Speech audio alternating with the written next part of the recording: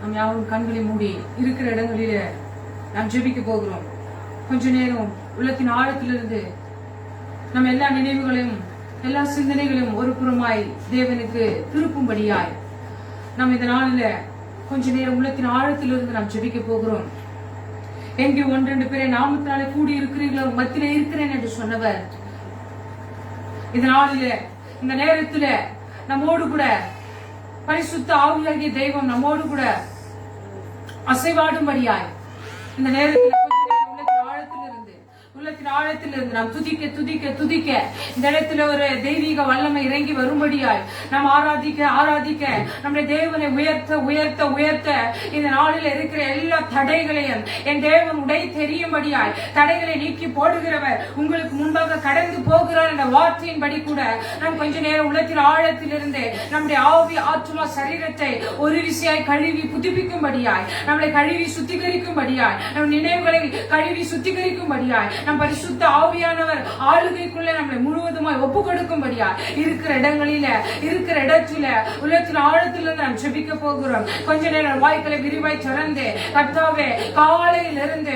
இம்மட்டுமாய் உடைய கிருபை எங்களோடு கூட இருந்தது, உடைய வல்லமை எங்களோடு கூட இருந்தது கர்த்தாவே, உடைய பலன் எங்களை பலப்படுத்தினது. உள்ளத்தின் ஆழத்திலிருந்து நாங்கள் நன்றிகளை ஏறெடுக்கிற ராஜா, வலதுபுற இடதுபுற சாயும் போது வழி இதுவே இதில் நடுவுங்கள் என்று எங்களுக்கு பின்னாலே சொல்லுகிற அந்த சத்தத்திற்காய் கர்த்தாவே, எங்களுக்கு வழி காட்டுகிற அந்த சத்தத்திற்காய் கர்த்தாவே, நாங்கள் உள்ளத்தின் ஆழத்திலிருந்து நாங்கள் நன்றிகளை ஏறெடுக்கிறோம். கர்த்தாவே, நாங்கள் வந்திருக்கிற ராஜா கர்த்தாவே, இந்த 48-47 நாட்களில இந்த 9வது நாளில நாங்கள் வந்திருக்கிற ராஜா கர்த்தாவே, என்னுடைய மரண நாளை நினைவு கூறுங்கள் என்று கர்த்தாவே, அடிச்சுவடுகளை நாங்கள் மாதிரியாய் வைத்து போயிருக்கிறேன், அதை நீங்கள் பின்பற்றுங்கள் என்று எழுதியிருக்கிறீர்கள் தகப்பனே.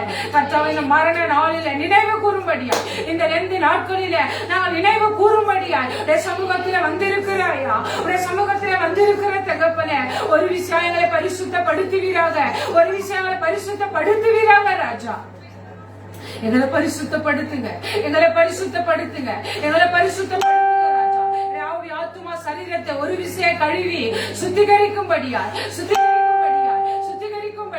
எங்களை கழுவி சுத்திகரிக்கும்படியா இந்த வேலையில ஒப்பு கொடுக்கிறோம். கர்த்தாவே, நீ பெரிய காரியம் செய்யும்படிக்காய் நாங்கள் வந்திருக்கிறோம் அப்பா. உடைய பிரசன்னம் இந்த இடத்துல ஊற்றும்படியாய், உடைய மகிமை இந்த இடத்துல விளங்கும்படியாய் கர்த்தாவே, நீ இந்த நாளிலே எதற்காக எங்களோடு வார்த்தை அனுப்பி இருக்கிறீரோ அந்த வார்த்தையோடு கூட கர்த்தாவே நாங்கள் இடைப்படும்படியாய், அந்த வார்த்தை வெறுமையாய் போகாதபடிக்கு அது 60-100 எங்களுடைய வாழ்க்கையில பலன் கொடுக்கும்படிக்காய் நாங்கள் ஒப்பு கொடுக்கிறோம். பெரிய காரியம் செய்யுங்க, காத்துக்கொள்ளுங்க, பலப்படுத்துங்க. இப்ப இயேசுவாய் ஜெபிக்கிறோம் நல்ல பிதாவே, ஆமென். அது சீக்கிரத்தில் நீங்கிவிடும். இந்த லேசான உபத்திரவம் காண்கின்ற உலகம் தேடவில்லை, காணாத பரலோகம் நாடுகிறோம். இந்த பாடலை நம் உள்ளத்தின் ஆழத்திலிருந்து நாம் பாட போகிறோம். அது சீக்கிரத்தில் நீங்கிவிடும். மண்ணை பிசைந்து மனிதனை படைப்பது அவருக்கு லேசான காரியம். எல்லாவற்றையும் அவருடைய கருத்துல நாம் ஒப்பு கொடுக்கும் பொழுது அது எப்பேற்பட்ட காரியமா இருந்தாலும் நம் தேவன் அது எல்லாவற்றையும் அவர் லேசாய் மாற்றி போட வல்லமை உள்ளவராய் இருக்கிறார். நாம் பாட போகிறோம். அது சீக்கிரத்தில் நீங்கிவிடும். இந்த லேசான உபத்திரவம், ஒருவேளை நீ சோர்ந்து வந்திருக்கிறாயா, இல்ல சோர்ந்து போய் வந்திருக்கிறாயா, உன்னோடு தெய்வம் பேச போகிறார், உன்னோடு கூட தெய்வம் இடைப்பட போகிறார். உள்ளத்தின் ஆழத்திலிருந்து நாம் பாடலை நாம் பாட போகிறோம். அதி சீக்கிரத்தில் நீங்கிவிடும் இந்த லேசான உபத்திரவம், அதி சீக்கிரத்தில் நீங்கிவிடும் இந்த லேசான உபத்திரவம். சோர்ந்து போகாதே, நீ சோர்ந்து போகாதே, சோர்ந்து போகாதே, நீ சோர்ந்து போகாதே. அதி சீக்கிரத்தில் நீங்கிவிடும் இந்த லேசான உபத்திரவம்.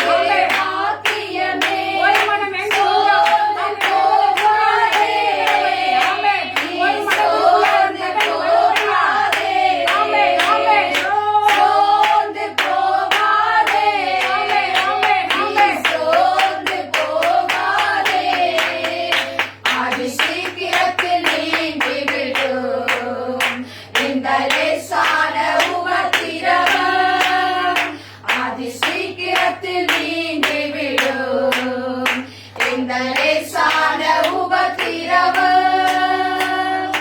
மன்னவன் இயேசு வருகையிலே மகிழ்ந்து நாமும் களி கூறுவோம். மன்னவன் இயேசு வருகையிலே மகிழ்ந்து நாமும் களி கூறுவோம்.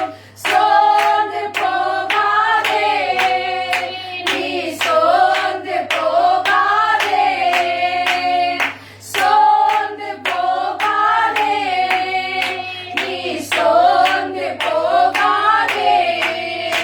அதி சீக்கிரத்தில் நீங்கிவிடும் இந்த லேசான உபத்திரவம்.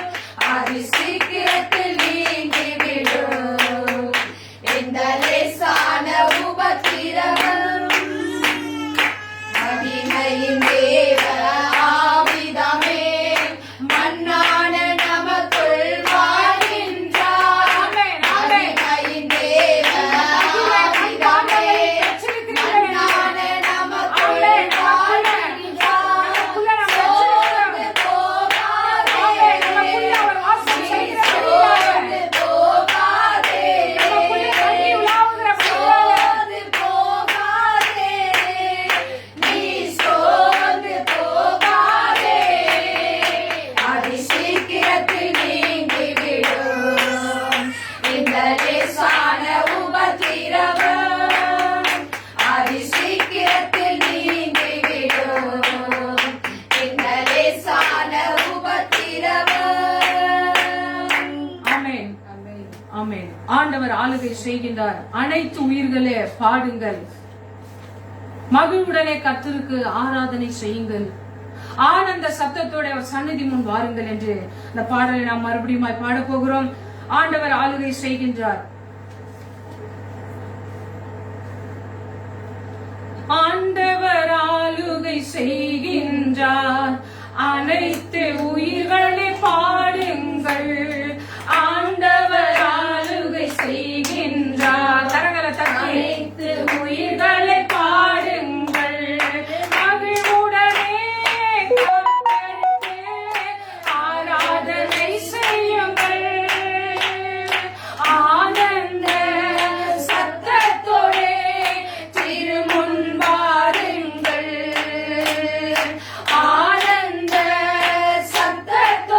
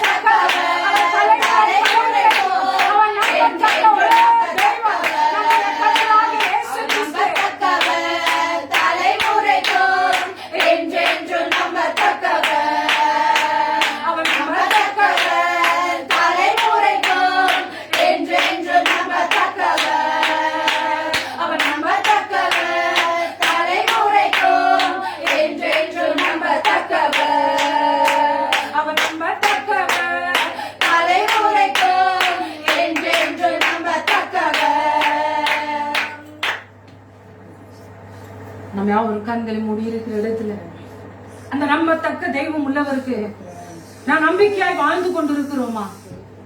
அவர் நம்பத்தக்கவர். நம் பாடல்களை பாடினோம். அவர் நம்பத்தக்கவர். தலைமுறை தலைமுறைக்கும் அவர் நம்பத்தக்கவர். அவர் நம்பத்தக்கவர். அவர் நம்பிக்கைக்கு உரியவர். அவர் நம்பிக்கைக்கு பாத்திரம். அந்த நம்பிக்கையுள்ள தெய்வத்திற்கு நீயும் நானும் நம்பிக்கையான ஒரு வாழ்க்கையை நாம் வாழ்ந்து கொண்டிருக்கிறோமா? நாம் பழகி சொல்லுவோமே, எனக்கு நம்பிக்கை துரோகம் செய்தார்கள், என் முதுகிலே குத்தினார்கள் என்று நாம் உறவுகளில இல்லை எங்கேயோ அந்த வார்த்தையை நாம் நம்பிக்கை உரியவர்களாய் நடக்கும் பொழுது அந்த நம்பிக்கைக்கு பாத்திரவான்களாய் மற்றவர்கள் இல்லை எதிராளிகள் நம்மிடத்தில் அந்த நம்பிக்கைக்கு பாத்திரமாய் இல்லாத பொழுது நாம் மனம் உடைந்து போகிறோம். என் தேவன் சொல்லுகிறார், நீ நம்பத்தக்கவர், நம்பிக்கைக்குரியவர் அவர் மாத்திரம்தான். அந்த நம்பத்தக்கவருக்கு நாம் நம்பிக்கையாய் வாழ்ந்து கொண்டிருக்கிறோமா? இன்றைக்கு நாமளே கழுவி சுத்திகரிக்கப்படியா நான் நம்பிக்கைக்குரிய ஒரு வாழ்க்கை வாழ்கிறேனா? என் தெய்வம் என்னை நம்பி சில காரியங்களை என்னிடத்தில் ஒப்படைச்சிருக்கிறார். அந்த நம்பிக்கைக்கு பாத்திரமானா நான் வாழ்ந்து கொண்டிருக்கிறேனா? அவர் நம்பத்தக்கவர். அவர் மாத்திரம்தான். எனக்கு மாத்திரம் இல்லாதபடி என் பின் வருகிற சந்ததிக்கு அவர் தான் நம்பத்தக்கவர். அந்த நம்பத்தக்கவர் இந்த நாளில நம்மளை கழுவி சுத்திகரிக்கும்படியாய் நம்பி இந்த ஆண்டில நம்பி உன்னிடத்துல காரியங்களை ஒப்படைத்தேனே. இந்த 2021 இந்த பிப்ரவரி மாதத்துல வந்திருக்கிறோமே, இந்த கடைசி நாட்களில வந்திருக்கிறோமே, இந்த 2 நாட்களில வந்திருக்கிறோமே, இந்த 9ஆம் தேதி வந்திருக்கிறோமே, நாம் நம்பத்தக்கவர்களாய் வாழ்ந்து கொண்டிருக்கிறோமா? கர்த்தரை நம்புகிறவர்கள் பாக்கியவான்கள் எழுதியிருக்கிறார். ஆனால் நம்ம பாக்கியவான் தான். ஆனா அந்த நம்பிக்கைக்கு பாத்திரவான்களை நாம் இருக்கிறோமா? ஒரு விஷயம் நம்மளே ஆராய்ந்து, அப்ப இந்த நம்பிக்கைக்கு நான் கரெக்டா, இந்த நம்பிக்கைக்கு நான் பாத்திரவானா இருக்கிறேனா? ஒரு விஷயம் நம்மளே ஆராய்ந்து பார்த்து போகிறோம். நம் நினைவுகளை, யோசனைகளை, மனதுல நம்ம எல்லாரும் தவறுகிறவர்கள் தான். நாம் எல்லாரும் தவறுகிறவர்கள் தான். நாம் எல்லாரும் நியாயம் தீர்க்கிறவர்கள் தான். ஆனால் என் தேவன் சொல்லுகிறார் நாம் நம்முடைய பாவங்களை அறிக்கையிட்டால் எல்லாவற்றையும் நீக்கி நம்மளை கழுவி சுத்திகரிப்பதற்கு அவர் உண்மை உள்ளவராய் இருக்கிறார். அவர் நம்மளை பரிசுத்தப்படுத்தும்படியாய் அவர் வெகு பாடுபட்டார். அந்த வாசலில் அந்த இஸ்ரவேல் அந்த தேசத்துல அவர் வெகு பாடுபட்டார் என்று அந்த நகரத்துக்கு வெளியே யாவரையும் பரிசுத்த பண்ணும்படி அவர் வெகு பாடுபட்டார். நம்மளை பரிசுத்தப்படுத்தும்படியாய் அவர் ரொம்பவும் பிரயாசப்பட்டு கொண்டிருக்கிறார். அன்பானவர்களே, இந்த நாளில நாம் நம்பத்தக்க கூடிய ஒரு வாழ்க்கை வாழ்ந்து கொண்டிருக்கிறோமா? இதை கேட்டுக்கொண்டிருக்கிற யாரா இருந்தாலும் சரி, அந்த நம்பிக்கைக்கு பாத்திரவான்களா இருக்கிறோமா? உன்னிடத்திலே நான் இதை நம்பி கொடுத்தேனே, உன்னிடத்திலே உன் கணவனை நான் நம்பி கொடுத்தேனே, உன்னிடத்திலே இந்த உறவுகளை நம்பி கொடுத்தேனே, உன்னிடத்திலே மற்ற காரியங்களை நான் நம்பி கொடுத்தேனே, அந்த நம்பிக்கைக்கு நீ பாத்திரவானா இருக்கிறாயா?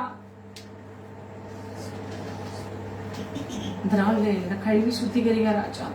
இன்றைக்கு நம்ம ஒப்பு கொடுப்போம். செய்யணும் தான் நினைக்கிறேன்.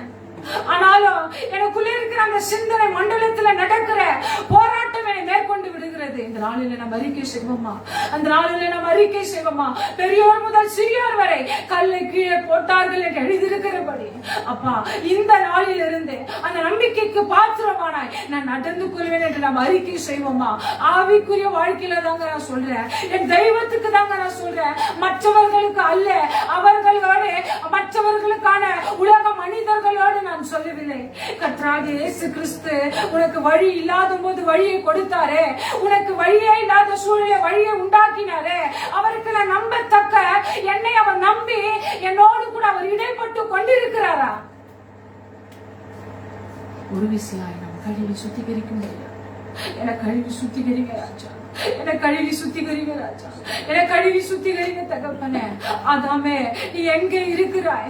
ஆதாமே நீ எங்க இருக்கிறாய்? யோசேப்பு இடத்துல தன் சகோதரர்கள் எங்க இருக்கிறார்கள் என்று தன் தாயின் தகப்புடைய உள்ளம் அவர்கள் எங்க இருக்கிறார்கள் என்று பார்த்து விட்டு வர சொன்னார். அன்பானவர்களே, ஒரு தகப்பனே தன் தாய் தகப்பனுக்காக அவர்கள் எங்க இருக்கிறார்கள் தாவீது தன்னுடைய சகோதரி எல்லாம் பெலிஸ்தீர் இஸ்ரவேல் ஜனங்களே 40 நாட்கள் அவர்கள் நன்றாய் இருக்கிறார்களா, சுக செய்தியை கேட்டுவிட்டு வா என்று அந்த உலக பிரகாரமான இரத்த சம்பந்தமான தாய் தகப்பன்களுக்கு மற்ற உறவுகள் எங்க இருக்கிறீர்கள் பார்த்து விட்டு வா என்று சொல்லி அனுப்புகிறார்கள்.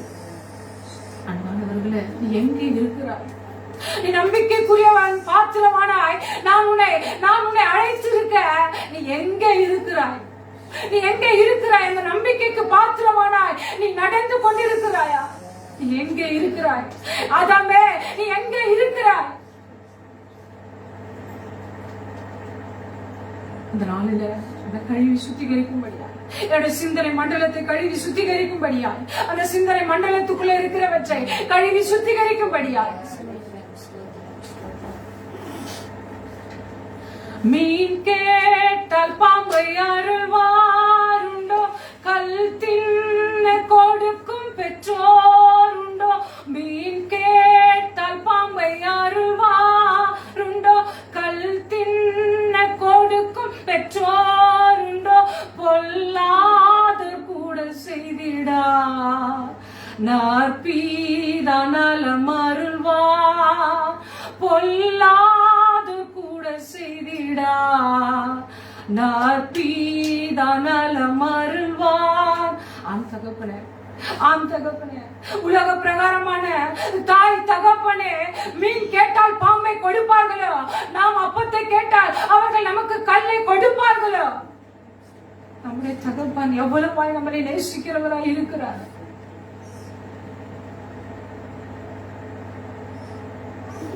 அந்த நம்பத்தக்கவராய் நாம் வாழ்ந்து கொண்டு இருக்கிறோமா? அந்த நம்பிக்கைக்குரிய பாத்திரமாய் நாம் நடந்து கொண்டிருக்கிறோமா?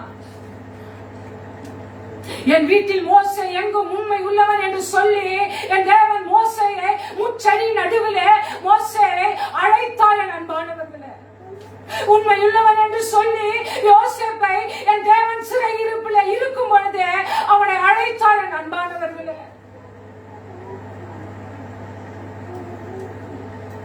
இந்த நாளில கர்த்தாவே, உமக்கு நான் உண்மையாய் இருக்கிறேனா? என் சிந்தனையிலே நான் உமக்கு உண்மையாய் இருக்கிறேனா? அப்பா, ஒரு விஷயம் எங்களை கழுவி சுத்திகரிங்க ராஜா. எங்களை ஒரு விஷயம் கழுவி சுத்திகரிங்கப்பா. இந்த நாட்களில கர்த்தாவே, சிலுவை தியானத்துல எங்களை கழுவி சுத்திகரிங்க ராஜா. அன்றைக்கு சிந்தின அந்த ரத்தம் எங்கள் மீது விழட்டும் தகப்பனே. அது இன்றைக்கு வரைக்கும் பேசிக் கொண்டிருக்கிற அந்த ரத்தம் எங்களை மாற்றுவதாக, இந்த 9ஆம் நாளில எங்களை மாற்றுவதாக ராஜா.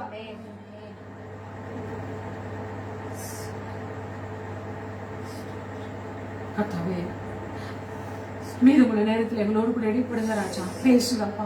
நீ வார்த்தையினால பேசுகிற தெய்வம், நீ வார்த்தையாக இடைப்படுகிற தெய்வம். எங்களோடு கூட இடைப்படுவீராக, எங்களோடு கூட பேசுவீராக. எல்லாவற்றும் கருத்துல எங்களை ஒப்புக் கொடுக்கிற பெரிய காரியம் எங்க காத்துக்கொள்ளுங்க, பலப்படுத்துங்க. நீ பிரேசுவாய் ஜெபிக்கிற நல்ல பிதாவே, ஆமென், ஆமென்.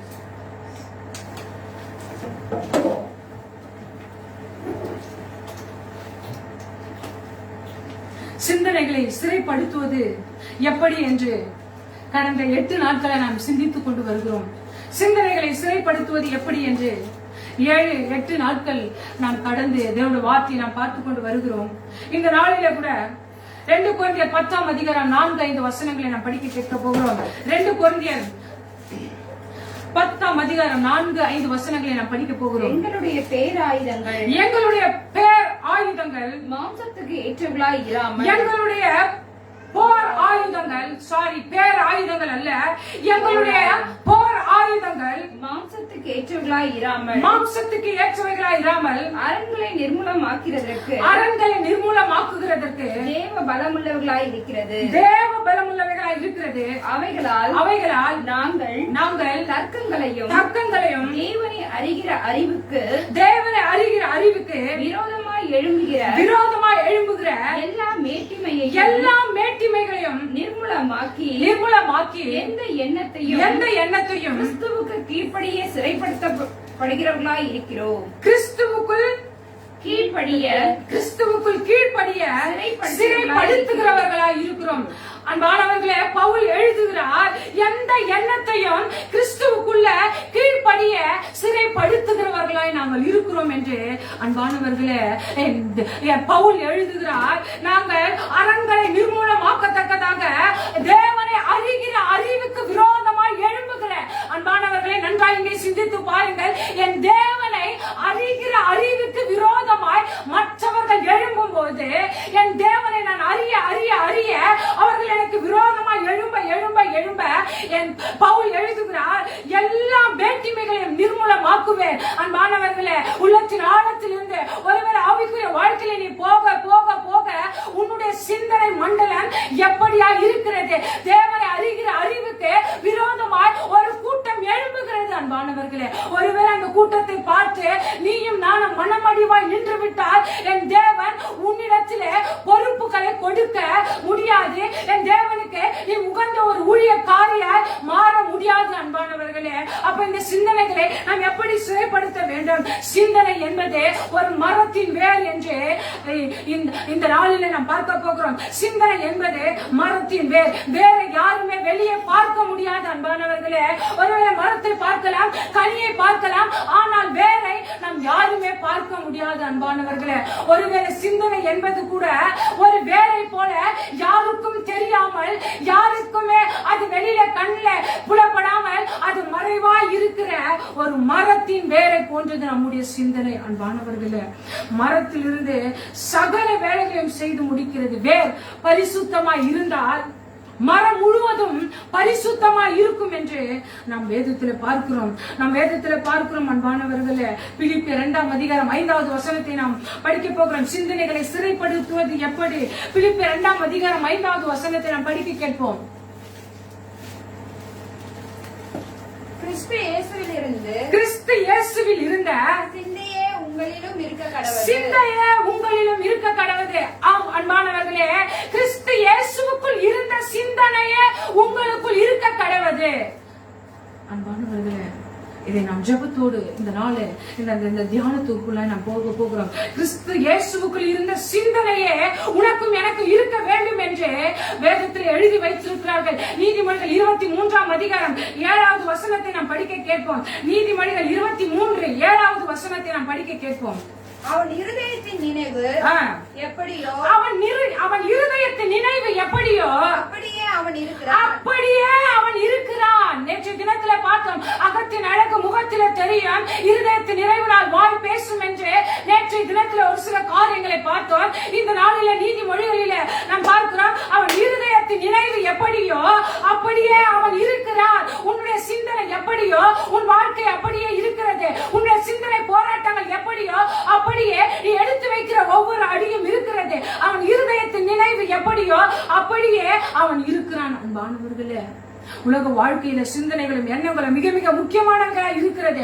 உலகத்திலும் சிந்தனை மிகவும் முக்கியமா இருக்கிறது. மனிதனுடைய எண்ணங்கள்ல தான் முதலில் எண்ண ஆரம்பிக்கிறான். அன்பானவர்களே, இந்த நாளில கர்த்தர் நம்மளோடு கூட முகமுகமாய் பேசிக் கொண்டிருக்கிறார். எண்ணங்களும் சிந்தனைகளும் என்ன பேச வேண்டும், எந்த வார்த்தைகளை கொடுக்க வேண்டும், அதை எப்படி நாம் செயல்படுத்த ஆரம்பிக்க முடியும் என்பதை எல்லாவற்றையும் முழுவதுமாய் செய்கிற திறன் கொண்டதே நம்முடைய சிந்தனை. அன்பானவர்களே, இந்த நாளில் நம்முடைய சிந்தனை, இந்த சிந்தனை எப்படி சிறை பிடிப்பது, இந்த சிந்தனை நாம் எப்படி சிறைப்படுத்துவது? 2 கொரிந்தியர் 5ஆம் அதிகாரம் 17வது வசனத்தை நாம் படிக்க கேட்போம். 2 கொரிந்தியர் 5ஆம் அதிகாரம். இப்படி இருக்க ஒருவன் கிறிஸ்துவுக்குள் இருந்தால் புது சிருஷ்டியா இருக்கிறான். பழையவைகள் ஒழிந்து போயின, எல்லாம் புதிதாயின. ஒருவன் கிறிஸ்துவுக்குள் இருந்தால், நல்லா கவனிங்க, ஒருவன் கிறிஸ்துவுக்குள்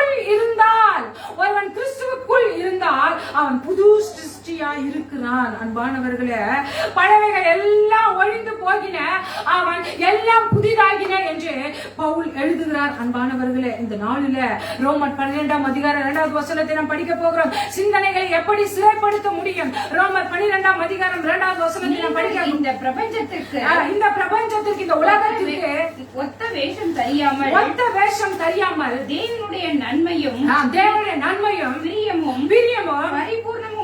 பரிபூர்ணமுமான சித்தம் இன்னதென்று பகுத்தறியத்தக்கதாக உங்கள் மனம் புதிதாகிறதுனாலே உங்கள் மனசு புதுசாகணுங்க. உங்க மனசு புதுசா ஆக ஆக ஆக, உன் சிந்தனை புதுசா ஆக ஆக ஆக, உன் யோசனை புதுசா ஆக ஆக ஆக, என் தேவன் சொல்லுகிறார். நான் மறுபடியும் இதை படிக்க கேட்க போகிறோம். நீங்கள் இந்த பிரபஞ்சத்திற்கு, நீங்கள் இந்த உலகத்திற்கு, பிரபஞ்சம் என்றால் உலகம், ஒத்த வேஷம் தெரியாமல் தேவனுடைய நன்மையும் பிரியமும் பரிபூர்ணமான சித்தம் இன்னதென்று பகுத்தறியத்தக்கதாக உங்கள் மனம் புதிதாகிறதுனாலே மறுரூபமாகுங்கள். அவன் நம்மளை ஆக்கவில்லை அன்பானவர்களே. பவுல் எழுதுகிறார், நீங்கள் மறுரூபம் ஆகுங்கள். இதை நாம் செய்ய வேண்டும். இந்த மறுரூபமான காரியத்தை என்னுடைய சிந்தனையிலே நான் ஒத்த வேஷம் தரிக்காதபடியே, இந்த உலகத்துக்கு ஒத்த வேஷம் தரிக்காதபடிக்கு, இந்த உலகத்துக்கு 2 எஜமானுக்கு ஒருவனாலும் வேலை செய்ய கூடாது என்று எழுதியிருக்கிறபடி 2 எஜமானுக்கு ஒருவனாலும் வேலை செய்ய முடியாது அன்பானவர்களே. சொல்லுகிறார், இந்த உலகத்திற்கு நீங்கள் ஒத்த வேஷம் தரிக்காதபடிக்கு உங்கள் மனம் புதிதாகிறதினாலே நீங்கள் மறுரூபம் ஆகுங்கள். சிந்தனைகளை சிறைப்படுத்துவது எப்படி என்று நாம் பார்த்து கொண்டிருக்கிறோம் அன்பானவர்களே.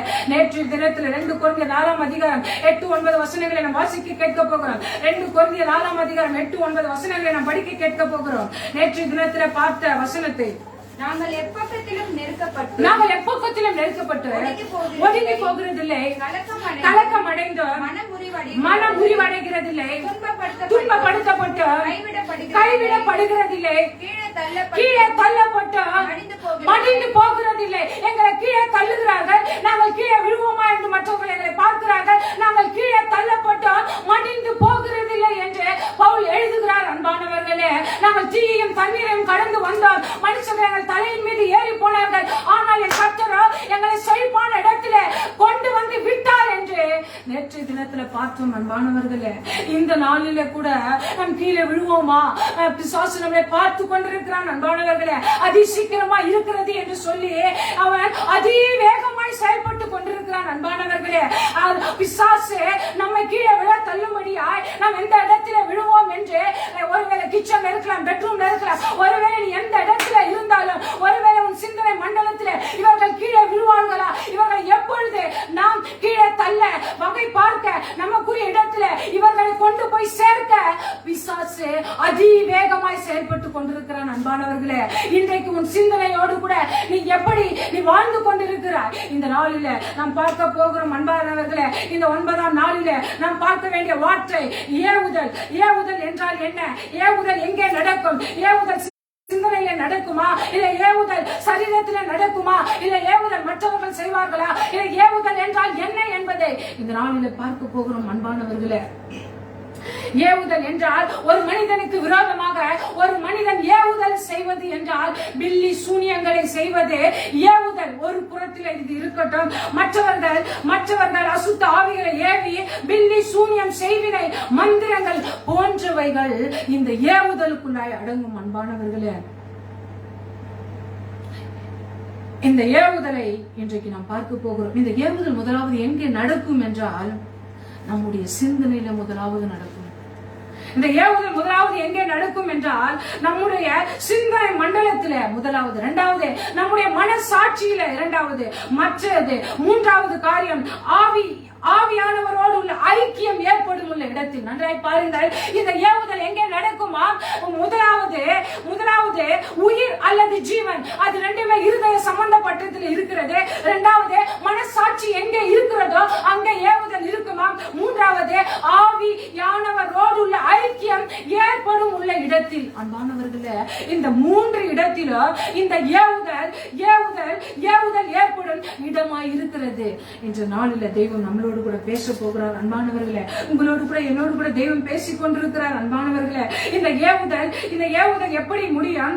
ஒரு மனிதன் ரட்சிக்கப்பட்டாலும் அபிஷேகம் பெற்றாலும் மனம் போல வாழ்வான் என்றால் அவனுக்குள்ளே ஏவுதல் கொடுக்க முடியும் அன்பானவர்களே. ஐயோ, நான் அபிஷேகம் பெற்றவன் தானே, நான் அபிஷேகம் அடைந்தவன் தானே, நான் ரட்சிக்கப்பட்டவன் தானே, என் மீது நான் ஞானஸ்தானம் எடுத்தவன் தானே. நன்றாய் புரிந்து கொள்ளுங்கள். நீங்கள் யாரா இருந்தாலும் சரி, நீங்கள் எவர்களா இருந்தாலும் சரி, ரட்சிக்கப்பட்டாலும் சரி, அபிஷேகம் மேல இந்த அபிஷேகம் பெறாமலும் மனம் போல வாழ்வோம் என்றால் ஆமென். நன்றாய் புரிந்து கொள்ளுங்கள். நம்மளுக்குள்ள சாத்தான் ஈஸியா நுழைய முடியும். அவங்கள ஈஸியா என்ன பண்ண முடியும்? அவங்களுடைய கண்ட்ரோலுக்குள்ள அவங்க அந்த ஏவுதலை கொடுக்க முடியும். ஆனால் ஒருவன் ரட்சிக்கப்பட்டு அபிஷேகம் பெற்ற பிறகு பின்வாங்கி போவானால், முதல்ல பார்த்து ரட்சிக்கப்படாமல் அபிஷேகம் பெறாமல் இருக்கும் போது ஒரு மனிதனை ஈஸியா கீழே விட தள்ள முடியும். ஆனால் அபிஷேகம் பெற்று ரட்சிக்கப்பட்டு பழைய பாவத்திற்குள் மீண்டும் நாம் தவறி கீழே விழும் பொழுது கொஞ்சம் கொஞ்சமாக அவன் ஏவ முடியாது. அன்பானவர்களே, கொஞ்சம் கொஞ்சமாக தேவனுடைய கிருபையை இழக்க ஆரம்பிப்போம். உதாரணத்துக்கு சிம்சோனை எடுத்துக் கொள்ளுங்கள். அவன் அந்த தேவன் நம்மோடு கூட இருக்கிறார் என்று சொல்லி அவன் எழுந்து போகும் பொழுது அவன் பகைவர்களால் பிடிக்கப்பட்டான். அவருடைய கண்கள் எடுபட்டு போனது. அன்பானவர்களே, ஒருவேளை அபிஷேகம் பெற்றோம், ஒருவேளை நான் ரட்சிக்கப்பட்டிருக்கிறேன் என்று நீ சொல்லி சொல்லி அந்த பழைய பாவத்திலே நீ இருந்தாய். ஆனால் நன்றாய் தெரிந்து கொள், உனக்கு வருகிற கிருபையை நீ இழந்து கொண்டிருக்கிறாய். அன்பானவர்களே, ஒருவேளை எந்த ஏவுதல் உன்னை இன்றைக்கு ஏவி கொண்டிருக்கிறது. 3 விதமான ஏவுதலை பார்த்தோம். ஒன்று, அந்த ஏவுதல் உன் ஜீவனோடு போராடி கொண்டிருக்கிறது. இன்னொன்று, உன் மனசாட்சியோடு போராடி கொண்டிருக்கிறது. இன்னொன்று, இப்படிப்பட்ட ஐக்கியம் உள்ள ஆவிக்குரிய இடத்திலே அந்த ஏவுதல் போராடி கொண்டிருக்கிறது. அன்பானவர்களே, இந்த நாளில உன்னை தாயின் வயிற்றிலே முன்குறித்திருக்கிறார். அன்பானவர்களே, உன்னை பெயர் சொல்லி அழைத்திருக்கிறார். அன்பானவர்களே, இந்த நாளில கூட இதை நாம் எப்படி, இந்த ஏவுதலை எப்படி கண்டுபிடிக்க போகிறோம், இந்த ஏவுதலை நான் எப்படி இருக்க போகிறேன் என்று ஒரு அநேக கேள்விகள் இன்றைக்கு இருக்குமா?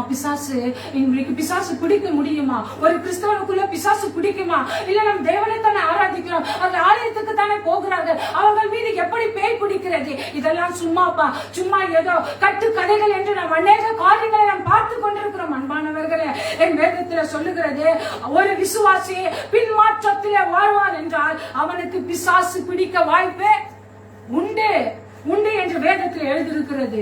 தேவனற்ற இடம், தேவன் இல்லாத இடம், ஜபம் இல்லாத இடம், துதி இல்லாத இடம், என் தேவனை ஆராதிக்காத இடத்திலே, தேவன் அற்ற இடத்திலே பிசாசு இருக்க முடியும். அன்பானவர்களே, மத்தேயு 12ஆம் அதிகாரம் 13வது வசனத்தை, மத்தேயு 12:43 வசனத்திலிருந்து 45வது வசனத்தை நாம் படிக்க போகிறோம். அசுத்த ஆவி ஒரு மனுஷனை விட்டு புறப்படும் போது வறண்ட இடங்களில் அலைந்து இளைப்பாறுதல் தேடியும் கண்டடையாமல். நல்லா பாருங்க, ஒரு ஆவியை துரத்தும் பொழுது, அது துரத்தும் பொழுது, ஒரு மனிதனுக்குள்ளாய் அது துரத்தப்படும் பொழுது அது என்ன செய்கிறது என்று பாருங்கள். முதலாவது, அது ஒரு இடத்தை தேடுகிறது. அன்பானவர்களே, அது வறண்ட இடத்தை தேடுகிறது, அலைந்து தேடுகிறதாம். அன்பானவர்களே, எப்படி நாம் ஒரு பொருளை கிடைக்க நாம் பல பாடுகளை பட்டு அலைந்து தேடி திரிகிறோமோ, அது போல அந்த பிசாசு அது போகும்போது அலைந்து திரிந்து இளைப்பாறுதல் தேடுகிறதாம். அன்பானவர்களே, அந்த பிசாசு வறண்ட இடத்துல தேடுகிறது, வீடுகளை தேடுகிறது, மற்றவர்களை தேடுகிறது. யார் இதில் மாட்டிக் கொள்ளுவார்கள், யார் இவற்றிலே விழ தள்ளலாம் என்று இளைப்பாறுதல் தேடுகிறதாம். அன்பானவர்களே, அதுக்கு ஒரு இளைப்பாறுதல் தேவையாம். அன்பானவர்களே, இளைப்பாறுதல் தேடியும் படிக்கலாம். இளைப்பாறுதல் தேடியும் கண்டடையவே இல்லையாங்க. அந்த பிசாசு கண்டடையவே இல்லையா? ஏன்? இளைப்பாறுதல் தேடுது, வறண்ட இடத்தை தேடுது, ஆத்துமாக்களை தேடுது, அது கண்டடையாமல் அதுக்கான இளைப்பாறுதல் அந்த இடத்துல இல்லைன்னு தெரிஞ்ச உடனேமே, நான் விட்டு வந்த என் வீட்டுக்கு திரும்பி போவேன். இந்த வசனத்தை நான் நன்றாய் படிக்க போகிறேன். நான் விட்டு வந்தேன்.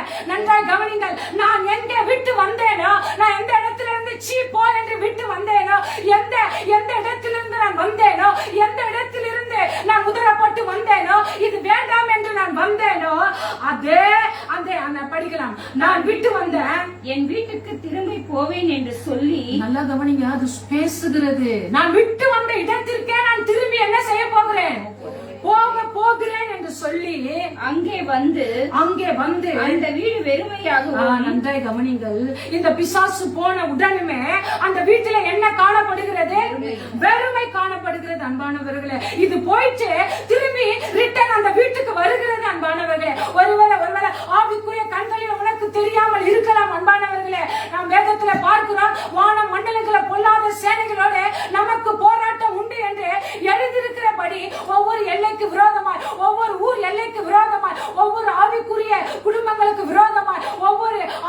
சகோதரர்களுக்கு விரோதமாய் ஒரு ஆவி போராடி கொண்டே இருக்கிறது. எங்கே போகலாம், யாரை செய்யலாம்? நாம் பார்த்த 3 விதத்திலே பார்த்தோம். இது தேடுகிறதாம் அன்பானவர்களே, தேடி திரும்ப வந்து பார்க்கிறதா. நான் விட்டு வந்த இடத்தை நம்ம போய் பார்க்கலாம், அந்த இடத்துல வழி வாய்ப்பு இருக்கிறதா, நான் விட்டு வந்த இடத்துல வழி வாய்ப்பு இருக்கிறதா என்று பார்க்கிறதாம் அன்பானவர்களே. படிக்கலாம். அந்த வீடு வெறுமையாக பெருக்கி ஜோடிக்கப்பட்டதாகவும் இருக்க கண்டு திரும்பி போய் தன்னிலும் பொல்லாத வேறு 7 ஆவிகளை தன்னோட கூட்டிக் கொண்டு வந்து, நன்றா பாருங்கள், அது பெருக்கி ஜோடிக்கப்பட்டு ரொம்ப அழகா இருக்கிறது அந்த வீடு. வீடு என்பது எதை குறிக்கிறது தெரியுமா? கட்டிட பிரகாரமான வீடையும் குறிக்கிறது. தேவனுடைய, நீங்களே தேவனுடைய ஆலயம், உன் சரீரமே தேவனுடைய வீடா இருக்கிறது அன்பானவர்களே. இந்த ஆலயத்தை, இந்த வீட்டை நீ எப்படி அலங்கரித்து வைத்திருக்கிறாய் அன்பானவர்களே? அது சொல்லுகிறது, அவங்க ரொம்ப அழகா அலங்கரித்து இருக்கிறார்கள். இந்த சரீரத்திலே அவர்கள் மிகவும் அலங்கரித்து கொண்டிருக்கிறார்கள். ஒருவேளை அது போய் இது நம்மளுக்கு மட்டும் உரிய இடம் அல்ல, போய் 7 ஆவிகளை கூட்டிக் கொண்டு வருகிறதாம் அன்பானவர்களை. நாம் திரும்ப அந்த வார்த்தையை படிக்க போகிறோம். அங்கே வந்து அந்த வீடு படிக்கலாம். திரும்பி போய் தன்னிலும் பொல்லாத வேறு 7 ஆவிகளை பொல்லாத ஆவிகளை தன்னோடு கூட்டிக் கொண்டு வந்து உட்புகுந்து அங்கே குடியிருக்கும். அப்பொழுது அந்த மனுஷனுடைய முன்னிலைமையிலும் அவன் பின்னிலைமை அதிக கேடுள்ளதாய்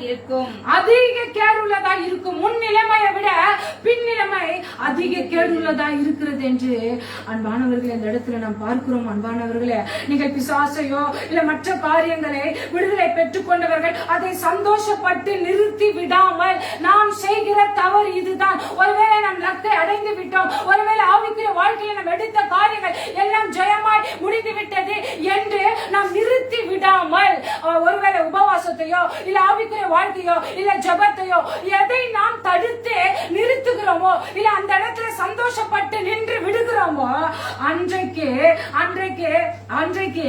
நாம் கொஞ்சம் நாம் நிதானிக்கிறவர்களாக இருக்க வேண்டும் அன்பானவர்களே.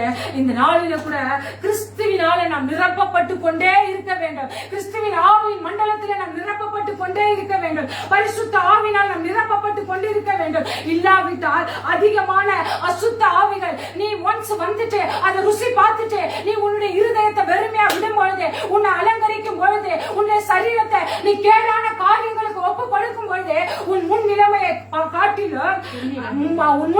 காட்டிலும் உன் பின்னிலைமை அதிக கேடுள்ளதா இருக்கிறது அன்பானவர்களே. இந்த நாளில் இந்த சிந்தை மண்டலத்துல ஒருவேளை உன் இருதயத்துல இந்த ஏவுதல் எப்படி இருக்கிறது என்று இந்த நாளில நாம் தியானித்துக் கொண்டிருக்கிறோம் அன்பானவர்களே. மார்க் 1ஆம் அதிகாரம் 12வது வசனத்தை நாம் கேட்க போகிறோம். இவ்வளவு நேரம் வரைக்கும் பிசாசு ஒரு மனிதனை எப்படி ஏவ முடியும் என்று பார்த்தோம். மார்க் 1ஆம் அதிகாரம் 12வது வசனத்தை நாம் படிக்க கேட்போம் அன்பானவர்களே. மார்க் 1:12 வசனம். உடனே ஆவியானவர் அவரை வனாந்தரத்துக்கு போகும்படி ஏவினார். யாரை ஏவினது? உடனே ஆவியானவர் அவரை வனாந்தரத்துக்கு போகும்படி ஏவினார். அன்பானவர்களே, கர்த்தராகிய இயேசு கிறிஸ்துவை ஆவியானவர் வனாந்தரமான ஒரு இடத்திற்கு நீ செல்ல வேண்டும் என்று கர்த்தராகிய இயேசு கிறிஸ்துவை ஆவியானவர் ஏவினார். அன்பானவர்களே, என்னன்னு தெரியலங்க, ஒரு இருதயத்துல ஒரு ஏவுதலுங்க, என்னன்னு தெரியலங்க, ஒரு ஏவுதலோட நாங்க செய்யறங்க, என்னன்னு தெரியலங்க, ஒரு ஏவுதல் எனக்குள்ள வருகிறதுங்க. ஆவியானவர் கர்த்தராகிய இயேசு கிறிஸ்துவை நீ ஒரு வனாந்தரமான இடத்திற்கு நீ போக வேண்டும் என்று பரிசுத்த ஆவியானவர் நம்முடைய கர்த்தராகிய இயேசு கிறிஸ்துவை ஏவினாராம். அன்பானவர்களே, நம் சிந்தை எப்படி இருக்க வேண்டும் என்று பாருங்கள். அவர் சொல்லாகும், அவர் கட்டளை நீக்கம், வானம் அவரது சிங்காசனம், பூமி அவரது பாதப்படி. அன்பானவர்களே, அந்த 40 நாட்கள் அவர் பாஸ்டிங் எடுக்கும் பொழுது இந்த சம்பவங்கள் நடக்கிறது. அன்பானவர்களே, பிசாசு கர்த்தராகிய இயேசு கிறிஸ்துவையே இந்த இடத்துல பரிசுத்த ஆவியானவர் கர்த்தராகிய இயேசு கிறிஸ்துவை ஏவினார். என்ன ஏவினார்? அவரை வனாந்தரமான இடத்திற்கு போகும்படி ஏவினார். இதற்கு முன்பதாக ஒரு சம்பவம் நடக்கிறது. அவர் கர்த்தராகிய தெய்வம் ஞானஸ்தானம் எடுக்கிறார். அவர் பிதாவிடத்துல சாட்சி கொடுத்து, பிதா அவர் ஞானஸ்தானம் தர ஏறின உடனே, இவர் என்னுடைய நேசகுமாரன், இவரில் நான் பிரியமா இருக்கிறேன் என்று வானத்திலிருந்து ஒரு மிகுந்த சத்தம் உண்டாயிற்று. உடனே என்றைக்கு என் தேவனுக்கு நீ பிரியமாய் நடக்கிறாயோ, என்றைக்கு நீ தேவனுக்கு பிரியமாய் நடக்க வாழ உன்னை ஒப்பு கொடுத்து என் தேவனுக்கு பொழுது என்ன நடக்கிறது என்று பாருங்கள். உடனே ஆவியானவர் அவரை ஏவினாராம். அன்பானவர்களே, வானத்திலிருந்து ஒரு சத்தம் கேட்டது, நீ என்னுடையவள், நீ என்னுடையவள், நீ எனக்காய் படைக்கப்பட்டவள், நீ எனக்குரியவள், நீ எனக்குரியவள், நீ எனக்குரியவள், நீ எனக்குரிய மனவாட்டியா இருக்கிறபடியினால இந்த சத்தத்தை ஆவியானவர் அவரை வனாந்திரத்துக்கு போகும்படி ஏவினாராம். வேதத்துல அதை படிக்க நேரம் இல்லாததுனால நீங்க போய் படித்து பாருங்கள். அன்பானவர்களே, ஒரு உந்துதல், ஒரு ஏவுதல். நீ ஜனங்களுக்கு நன்மை செய்ய வேண்டுமானால் நீ வனாந்திரமான இடத்திற்கு போய்தான் ஆக வேண்டும். அன்பானவர்களே, நீ மற்றவர்களுக்கு பிரயோஜனப்பட வேண்டுமானால் நீ வனாந்திரத்திற்கு நீ போய்தான் ஆக வேண்டும். அன்பானவர்களே, வனாந்திரம் உன் வாழ்க்கையில கடந்துதான் செல்ல வேண்டும். ஏனென்றால் என் தேவன் அந்த வனாந்திர வழியாய் கடந்து சென்றிருக்கிறார். அன்பானவர்களே, நீ இந்த வார்த்தைக்கு நன்றாய் கவனிக்காத. ஜனங்களுக்கு நன்மையை செய்ய வேண்டுமானால் வனாந்திரத்திற்கு வழியாக சென்றுதான் ஆக வேண்டும். அவர் பிதாவோடு தனித்திருந்து உபவாசம் பண்ணி வல்லமையினாலே தன்னையே இடை கட்டி கொண்டாராம். இதுக்கு தாங்க அவர் வனாந்திரத்துக்கு போகும்படியாய் பரிசுத்த ஆவியானவர் அவர் ஏவினார். அன்பானவர்களே, வனாந்திரத்துக்கு போகும்படியாய், வனாந்திரத்து தனிமையில போகும்படியாய் தன்னையே பலத்தினால இடை கட்டி கொண்டார். நாம் 2 நாட்களுக்கு முன்பாய் பார்த்தோம், தாவீது நெருக்கப்படும் பொழுது தன்னையே இடை கட்டி கொண்டான் என்று பார்த்தோம். அன்பானவர்களே, மற்றவர்களுக்கு நன்மை செய்ய நீ புறப்படும் பொழுது, மற்றவர்களுக்கு நீ நன்மை செய்ய புறப்படும் பொழுது நீ வனாந்திரமான இடத்திற்கு, வனாந்திரமான வழியாய் என் தேவன் சென்று வல்லமையை இடை கட்டி கொண்டாராம். அன்பானவர்களே, இந்த நாளில கூட மத்தேயு 4ஆம் அதிகாரம் 1-2 வசனங்களை நாம் படிக்க போகிறோம்.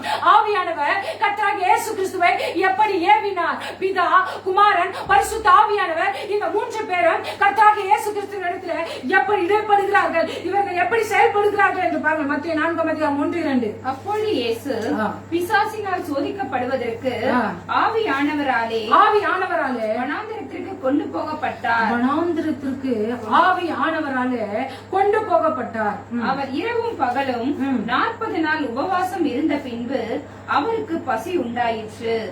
அப்பொழுது சோதனைக்காரன் அவரிடத்தில் வந்து, நீ தேவனுடைய குமாரனே ஆனால் இந்த கல்லுக்குள் கல்கள் அப்பமாகும்படி சொல்லும். இந்த சம்பவம் நமக்கு எல்லாருக்குமே நன்றாய் தெரியும். ஆவியானவர் உள்ளத்தின் பாரத்தை கிறிஸ்து தன் மீது ஏற்றுக்கொண்டு கீழ்ப்படிந்து 40 நாட்கள் இரவும் பகலும் உபவாசித்து ஜெபிக்கும்படியாய் வனாந்திரமான ஒரு இடத்திற்கு போகிறார். அன்பானவர்களை, உபவாசித்து ஜெபிக்கும்படியாய் இன்றைக்கு ஒருவேளை குடும்ப ஸ்திரீகளாய், ஒருவேளை தலைவிகளாய் வந்திருக்கிற உங்களை பார்த்து என் தெய்வம் சொல்லுகிறார், குடும்பத்தை கட்ட வேண்டுமானால், மற்றவர்களுக்கு நன்மை செய்ய வேண்டுமானால் இந்த நாளில இந்த என் தெய்வம் சொல்லுகிறார், இந்த 47 நாட்கள் நீ உன்னை எப்படி ஒரு ஏவுதலுக்குள்ளாய் உன்னை ஒப்பு கொடுக்க போகிறாய். ஒருவேளை அவர் ஏங்க உபவாசிக்கிறார்? அவர் ஏன் உபவாசித்து ஜெபிக்க வேண்டும்? அன்பானவர்களே, அவர் சொன்ன ஆகும், அவர் சொன்ன கட்டளை நிற்கும். ஆனால் உபவாசம் எடுக்க உனக்குள்ளே ஒரு வல்லமையை நீ இடை கட்டி கொள்ள முடியும். உனக்குள்ள தேவ வல்லமை உன் சரீரத்திலே புறப்பட்டு வரும். அன்பானவர்களே, ஏன் என்னால நன்மை செய்ய முடியவில்லை?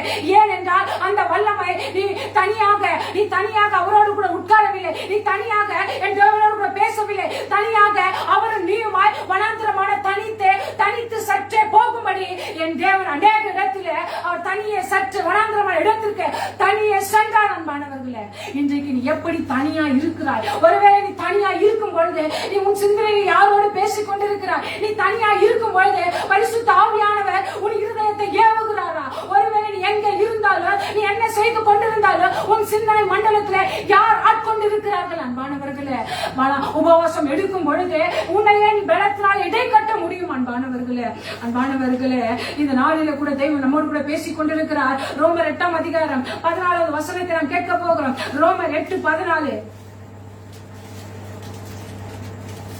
மேலும் எவர்கள் தேவனுடைய ஆவியினாலே நடத்தப்படுகிறார்களோ அவர்கள் தேவனுடைய புத்திரராய் இருக்கிறார்கள்.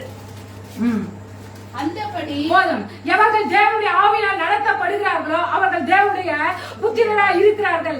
ஆவியானவருடைய ஏவுதலுக்கு யார் நடத்த ஒப்பு கொடுக்கிறார்களோ, ஆவியானுடைய சத்தத்துக்கு யார் கீழ்ப்படிந்து நடக்கிறார்களோ, ஒரு சிலர் தான் யார் தங்களுடைய சுய சித்தத்தை சிலுவையில் அறைகிறார்களோ. அன்பானவர்களே, சுய சித்தம் என்று ஒன்று உண்டு.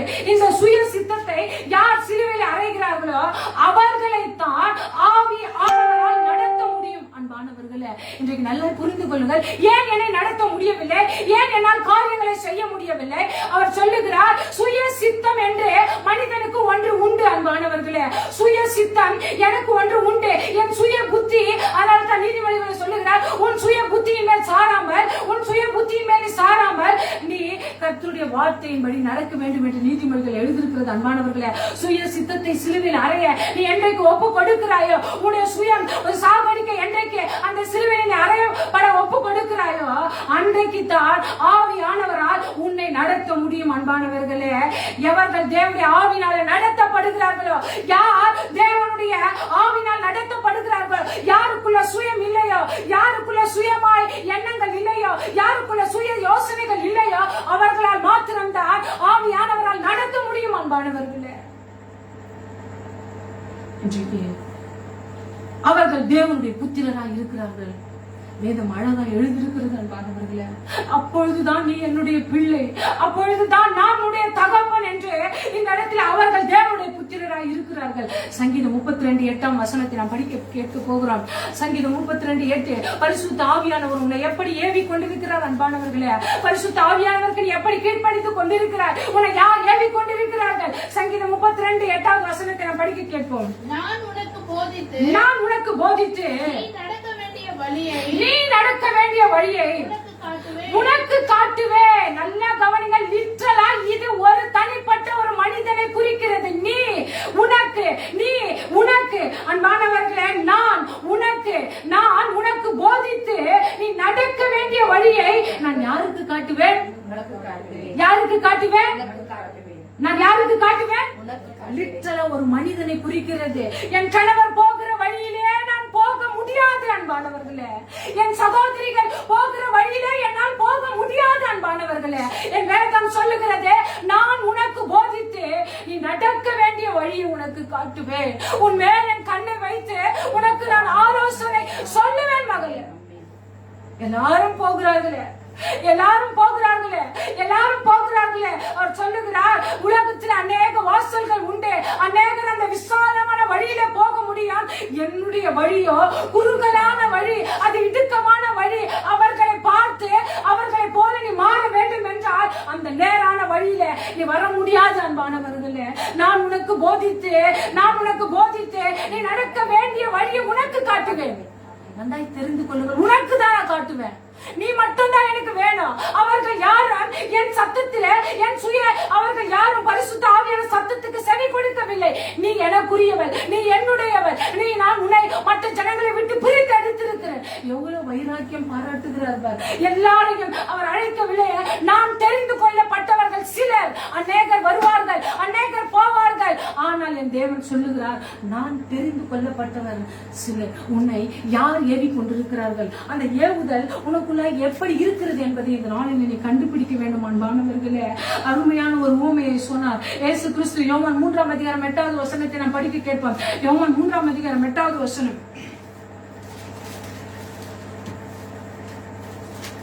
காற்றானது தனக்கு இஷ்டமான இடத்திலே வீசுகிறது, அதன் சத்தத்தை கேட்கிறாய். ஆகிலும் அது என்ன இடத்திலிருந்து வருகிறது, அது எந்த இடத்திலிருந்து வருகிறது என்றும், என்ன இடத்துக்கு போகிறது, அது எந்த இடத்திலிருந்து வருகிறது என்றும், அது எந்த இடத்துக்கு போகிறது என்றும் உனக்கு தெரியாது. நல்லா தெரிஞ்சுக்கோங்க. காற்று வருகிறது, அது சத்தத்தை கேட்கிற, அது எங்கிருந்து வருது எங்கிருந்து போகுதுன்னு உனக்கு தெரியாது. ஒரு கீழ்காற்றை தேவன் அனுப்பும் பொழுது, அந்த கீழ்காற்றை தேவன் அனுப்பும் பொழுது, அந்த சுழல் காற்றை தேவன் அனுப்பும் பொழுது, அநேக காற்றுகள் வேதத்தில் உண்டு மகளே. அநேக காற்றுகள் வேதத்தில் இருக்கிறது. அந்த காற்றுல உனக்கு தெரியாது அது எந்த காற்று, அது எந்த இடத்திலிருந்து வருகிறது, அந்த எந்த இடத்துக்கு போகும் என்று உனக்கு தெரியாது அன்பானவர்களே. அந்த வசனத்தை நாம் படித்து முடிக்க போகிறோம். ஆவியினால் பிறந்தவன் எவனோ, அவனும் அப்படியே இருக்கிறான். தெரியாது. அவர் ஆவியினால் நடத்தப்படுகிறவர்களுக்கு அந்த காற்றானது எந்த இடத்திலிருந்து வருகிறது, எப்படி போகிறது என்று தெரியாது அன்பானவர்களே. சொல்லுகிறார், ஆவியினால் பிறந்தவன் எவனோ அப்படியே இருக்கிறான். அபிஷேகம் பெற்ற நாட்களில் பரிசுத்த ஆவியானவர் அசைவாடுதலை தெளிவாய் உணர்ந்து கொள்ள கூடியதாக இருக்கும். பல நேரங்களில் அவர் நம்மை தூண்டுவார். அபிஷேகம் பெற்ற பிறகு இங்க இருக்கிற அனைவரும் அபிஷேகம் பெற்றுக் கொண்டவர்கள் தான். ஆனால் தெய்வம், பரிசுத்த ஆவியாகிய தெய்வம் நம்மளை தூண்டுவாராம். அன்பானவர்களே, நீ என்றைக்கு அபிஷேகம் பெற்றாயோ, என்றைக்கு நீ என்னுடைய வழியில நடக்க வேண்டும் என்று விரும்புகிறாயோ, உன்னை தூண்டி சிலவற்றை செய்யாதபடிக்கு உன்னை தடுப்பாராம். அன்பானவர்களே, என்றைக்கு உன் மீது அபிஷேகம், தேவனுடைய வல்லமை உன்னிடத்தில் அபிஷேகம் கடந்து வந்ததோ, உன்னை தடுத்தாற் கொள்ளுவாராம். ஒரு ஏவுதலை கொடுப்பாராம். அன்பானவர்களே, ஆனால் அதையும் மீறி செய்யும் பொழுது, அவர் தடுக்கும் பொழுது, அவர் ஏவும் பொழுது, அதை மீறி செய்யும் பொழுது கர்த்தரிடத்தில் அடி வாங்க வேண்டியதாக இருக்கும். அன்பானவர்களே, கடந்த நாட்களில அநேகருக்கு ஞானஸ்தானம் கொடுத்தார்கள். தாவீதின் கூடாரத்தில் அந்த சகோதரி ஒரு வார்த்தையை சொன்னார், நீ திரும்பவும் ஞானஸ்தானம் எடுத்த பிறகு ஒரு தவற்றை நீ திரும்பவும் செய்தால் கர்த்தர் உன்னை அடிப்பார். அந்த இடத்தை கூர்ந்து கவனிக்க வேண்டியதா இருந்தது.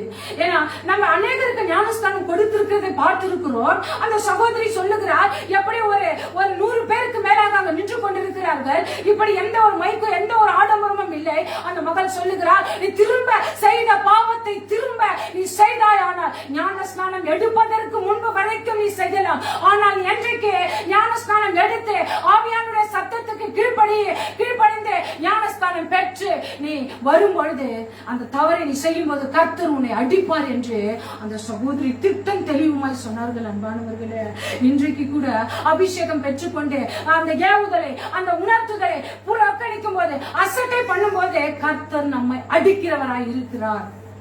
எப்படி ஒரு தகப்பன் ஒரு பிள்ளை அடிக்கிறார்களோ, ஏனென்றால் அவர் தவறான வழியிலே போய்விடக் கூடாது என்று ஒரு தகப்பன ஒரு தாயை அடிக்கும் பொழுது, அதை விட மேலான நம்முடைய பரம தகப்பன் அதிக வைராக்கியம் கொண்டவராய் நம்மை அடிக்கிறவராய் இருக்கிறார். இல்லை என்றால் நீ வேசியின் பிள்ளையாய் போய்விடுவாய் என்பதற்காக தேவன் நம்மை அடிக்கிறார். அன்பானவர்களே,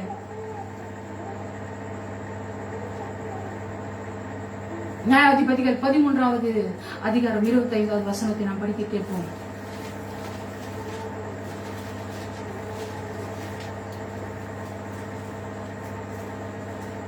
நியாயாதிபதிகள் 13ஆம் அதிகாரம் 25வது வசனம் இருக்கிறது.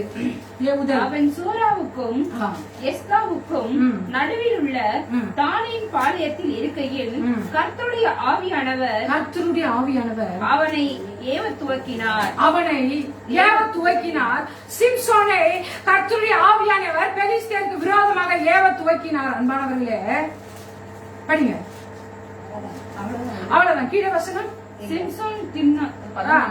படிங்க போதும். அவனை அந்த வசனம் படிங்க. 13:25. அவன் சோராவுக்கும் எஸ்தாவுக்கும் நடுவில் உள்ள தானின் பாளையத்தில் இருக்கையில் கர்த்தருடைய ஆவியானவர் அவனை ஏவ துவக்கினார் என்பதை கவனிங்கள். தேவனோடு இருக்கும்போது சிம்சோன் அரிய பெரிய காரியங்களை செய்தார். கர்த்தரை விட்டு விலகி தேசிகளின் பின்னாலே போகும்போது அவருடைய கண்கள் பிடுங்கப்பட்டன, சத்ருவின் கைகளிலே கொடுக்கப்பட்டன. அன்பானவர்களே, ஏவ துவங்கினாராம் சிம்சோனை கர்த்தர் ஏவ துவங்கினார். தேவனோடு இருக்கும்போது சிம்சன் பெரிய காரியங்களை செய்தார். கர்த்தரை விட்டு விலகினது சிம்சோனுக்கு தெரியவே இல்லைங்க. பேசியின் பின்னாலே போன போது அவனுடைய கண்கள் பிடுங்கப்பட்டு சத்ருவின் கைகளில் ஒப்பு கொடுக்கப்பட்டார். கர்த்தரோடு இருப்பது பாக்கியம். அன்பானவர்களே, கர்த்தருடைய பிரசன்னத்தையும் அவருடைய ஏவுதலையும் புறக்கணிக்கிறவர்களின் நிலைமை பரிதாபம். அன்பானவர்களே, அந்த பிரசன்னத்தையும் அந்த ஏவுதலையும் ஒருவேளை நீ புறக்கணித்தால் உன்னுடைய நிலைமை முன் நிலைமையை காட்டிலும் பின் நிலைமை அதிக கேடுள்ளதா இருக்கும். அன்பானவர்களே, எஸ்ரா 1ஆம் அதிகாரம் 5வது வசனத்தை நாம் படிக்க கேட்போம். எஸ்ரா 1:5.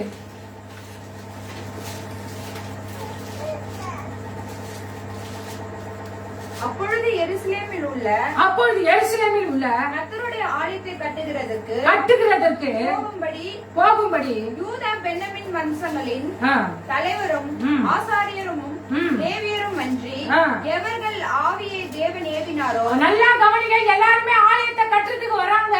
எல்லாரும் தேவனுடைய ஊழியத்திற்கு செய்ய வருகிறார்கள். எல்லாரும் ஆலயத்தை கட்ட வேண்டும், எல்லாரும் ஊழியத்தை செய்ய வேண்டும் என்று வருகிறோம். அன்பானவர்களே, இந்த நாளிலே எஸ்ரா 1:5 சொல்லுகிறார். படிக்க கேட்போம். எவர்கள் ஆவியை தேவன் ஏவினாரோ. நன்றாய் கவனிங்கள். எவருடைய இருதயத்தை, எவருடைய சிந்தனையை, எவருடைய பரிசுத்த ஆவியானவர் நடத்துதலை எவர்கள் ஆவியை எவர்கள் ஆவியை தேவன் ஏவினாரோ அவர்கள் எல்லாரும் எழுப்பினார்கள். அன்பானவர்களே, யாருடைய இருதயத்தை தேவனுடைய ஆலயத்தை கட்ட என் தேவன் தீர்மானம் வைத்திருக்கிறாரோ, யாருடைய இருதயத்தை ஏவி கொண்டிருக்கிறாரோ அவர்களால மாத்திரம்தான் தேவனுடைய ஊழியத்தையோ, தேவனுடைய காரியத்தையோ, தேவனுடைய பிரசன்னமாக்குதலையோ கட்ட முடியும். அன்பானவர்களே, இந்த நாளிலே நன்றாக ஒன்று நீங்கள் புரிந்து கொள்ளுங்கள். நான் தேவ ஆவியினால நடத்தப்படுகிறேனா? என்னை ஏவி கொண்டிருக்கிறது யார்? என்னுடைய ஏவுதல் யாரா இருக்கிறது? அன்பானவர்களே, இருக்கிற இடத்தில் நாம் கண்களை மூடி ஒருவேளை நாம் ஜெபிக்க போகிறோம். அன்பானவர்களே, ஒருவேளை நாம் விட்டு வந்த பாவங்கள், ஒருவேளை நாம் விட்டு வந்த வீட்டின் நிலைமைகள், ஒருவேளை நாம் விட்டு வந்த இடத்தை அந்த பிசாசு தேடி தேடி பார்க்கிறதாம். அன்பானவர்களே, தேடி தேடி பார்க்கிறதாம். அந்த சிந்தனை மண்டலத்துல ஒருவேளை எந்த இடத்திற்கு போகலாம், எந்த இடத்திலே குடிக்கொள்ளலாம், எந்த வீட்டை கெடுக்கலாம், நமக்கு இளைப்பாற ஒரு இடமே இல்லையே என்று சொல்லி தேடி விட்டு வந்த இடத்திற்கே போகிறதாம். அன்பானவர்களே, அந்த வீடு பெருக்கி ஜோடிக்கப்பட்டு சுத்தமா இருக்கிறதை கண்டு அந்த ஆவி மற்ற 7 ஆவிகளையும் கூட்டிக் கொண்டு வந்ததாம். அன்பானவர்களே, நீங்களே தேவனுடைய ஆலயம், நீங்களே தேவனுடைய ஆலயம். விசுவாசிக்கும் அவிசுவாசிக்கும் சம்பந்தம் ஏது? ஐக்கியம் ஏது? சம்பந்தம் ஏது? என் வேதத்தில் எழுதியிருக்கிறது, நான் உங்களுக்குள்ளே தங்கி உங்கள் நடுவில் உலாவுகிறவரா இருக்கிறேன் என்று என் தேவன் எழுதியிருக்கிறார். அன்பானவரே, நீ விட்டு பிரிந்து இருக்கும் பொழுது, நீ விட்டு பிரிந்திருக்கும் பொழுது அப்பொழுதுதான் நான் உன்னுடைய தேவன், நீ என்னுடைய மகன் என்று நாம் வேதத்தில் வாசிக்கிறோம். அன்பானவர்களே, இன்றைக்கு யார் உன்னை ஏவி கொண்டிருக்கிறார்கள்? உன்னுடைய சிந்தனை மண்டலத்தில் சிந்தனை என்பது வேறு என்று பார்த்தோம். உன் இருதயம் எப்படி இருக்கிறதோ அப்படியே உன் வாழ்க்கை இருக்கிறது என்று நாம் பார்க்கிறோம். உன்னை யார் ஏவி கொண்டிருக்கிறார்கள்? அன்பானவர்களே, பிசாசு எப்படி ஏவ முடியும் என்று பார்த்தோம். கர்த்தராகிய இயேசு கிறிஸ்துவை பரிசுத்த ஆவியானவர் வனாந்தரமான இடத்திற்கு போகும்படி ஏவினார். அன்பானவர்களே,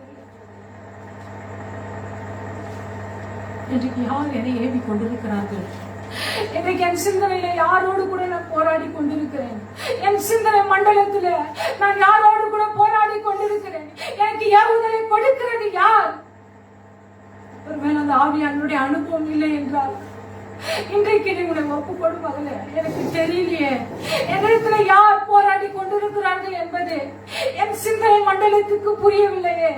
என் தேவன் சொல்லுகிறார், நீ என்றைக்கு பிரியமாய் வாழ வேண்டும் என்று, நீ என்னுடையவள் என்று வானத்திலிருந்து ஒரு சத்தம் கேட்டதோ, ஆவியானவர், பரிசுத்த ஆவியானவர் வனாந்திரத்திற்கு இடத்திற்கு போகும்படியாய், நீ பலப்படும்படியாய், நீ உபவாசத்திலே பலப்படும்படியாய், ஜபத்திலே பலப்படும்படியாய், வேத தியானத்திலே பலப்படும்படியாய், இந்த 47 நாட்களை மகளே, இந்த 47 நாட்களை நீ உனக்காய் நியமித்துக் கொள்.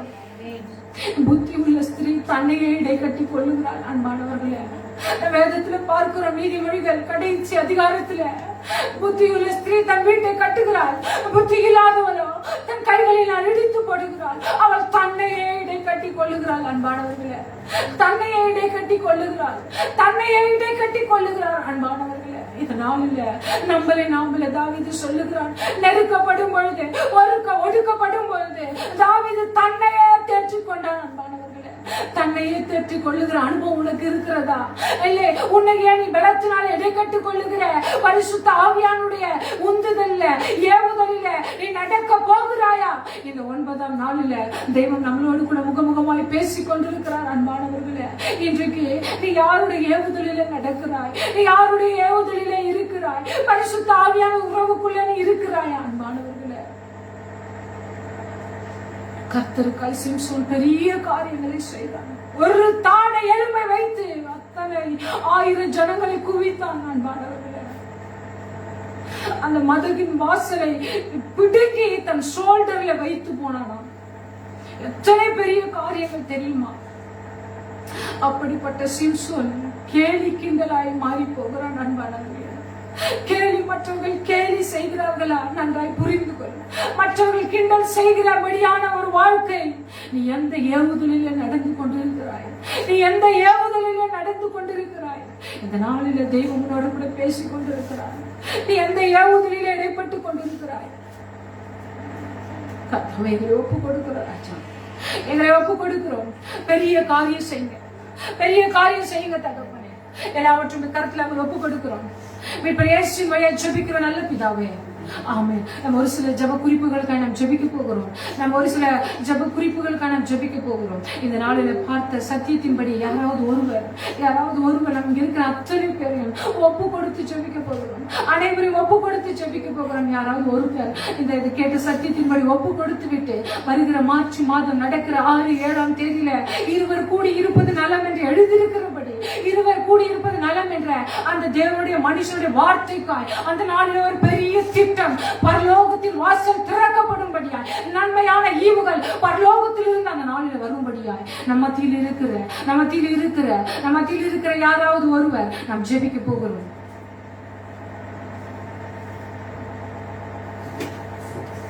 ஸ்தோத்தரிக்கிற தகப்பனே அப்பா பிதாவே, என்னை ஸ்தோத்தரிக்கிற ராஜா, நேற்று இன்றும் என்றும் மாறாதவரே அப்பா, உண்மை ஸ்தோத்தரிக்கிற தகப்பனே அப்பா, இந்த இடத்துல எங்களை கூட வைக்கிறேன் தகப்பனே அப்பா, உமக்கு நன்றி தகப்பனே அப்பா, எங்களை பாட வைக்கிறே அப்பா, உமக்கு நன்றிப்பா அப்பா, எங்களை சுத்திகரிப்படி செய்தீரே, உமக்கு நன்றி செலுத்துகிறோம் தகப்பனே அப்பா, உமது வார்த்தையை கேட்கும்படி செய்தீரே தகப்பனே அப்பா, உமக்கு நன்றிப்பா அப்பா, அந்த வார்த்தையின் சத்தியத்தை உணர்ந்தவர்களாக அப்பா நீங்க எங்களை ஏவினதுனால அப்பா, இந்த இடத்துல நாங்கள் வந்ததற்காக உமக்கு நன்றி செலுத்துகிறோம் தகப்பனே அப்பா, உமது ஏவுதல் இல்லாம அப்பா இந்த இடத்துல நாங்கள் வந்திருக்க முடியாது தகப்பனே அப்பா, அந்த ஏவுதலுக்காக நன்றி செலுத்துகிறோம் தகப்பனே அப்பா. முதலாவது அப்பா, சத்துருவின் ஏவுதலை நாங்கள் உணரக்கூடிய ஒரு சக்தி எங்களுக்கு கொடுங்கப்பா அப்பா. ஆவியானவர் உணர்தல அப்பா நாங்கள் அறிந்து செயல்பட கிருபை கொடுங்க தகப்பனே அப்பா. நாங்கள் எந்த வழியில் போக வேண்டும் என்பதை அப்பா முதலாவது நீங்க எங்களுக்கு உணரும்படி செய்யுங்க தகப்பனே அப்பா. கேட்ட சத்தியத்தின் படி அப்பா, உன்மேல் என் கண்ணை வைத்து